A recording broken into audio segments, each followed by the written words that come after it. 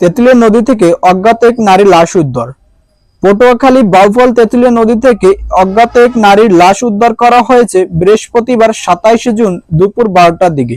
লাশটি দেখতে পান স্থানীয়রা। স্থানীয় সূত্রে জানা গেছে, উপজেলার চন্দ্রদ্বীপ ইউনিয়নের 9 নম্বর ওয়ার্ডের দক্ষিণ চৌরাডেল এলাকার গাজীবাড়ি পূর্ব পাশে তেঁতুলিয়া নদীর অজ্ঞাত এক নারীর লাশ জোয়ারে ভেসে এসেছে। অজ্ঞাত ওই নারীর পরনে কালো রঙের বোরকা ও লাল সালোয়ার রয়েছে। স্থায়ী বাসিন্দা কাঞ্চন চৌকিদার জানান, দুপুর প্রায় 12টার দিকে গরু চড়াই নদীর পাশে দিয়ে আসার সময় লাশটি নদী ভাসমান অবস্থায় দেখতে পান। মুহূর্তেই এই খবর ছড়িয়ে পড়ে স্থানীয়দের মাঝে। পরে সরকারি জরুরি সেবা নম্বরে 99-এ কল করে উপজেলা কালাইয়া নৌ পুলিশ ঘটনাস্থলে পরিদর্শন করলে লাশটি উদ্ধার করেন।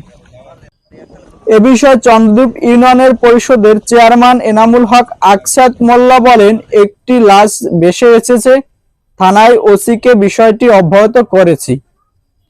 কালাইয়া নৌ পুলিশ ফাঁড়ি ইনচার্জ মোহাম্মদ লুৎফর রহমান বলে, দুপুরের দিকে কালো বোরকা পরিধান অজ্ঞাত এক নারীর লাশ উদ্ধার করা হয়েছে। লাশের কিছু অংশ পচন ধরেছে। লাশ ময়নাতদন্তের জন্য পাঠানো হবে এবং নারীর পরিচয় শনাক্তের চেষ্টা করা হচ্ছে।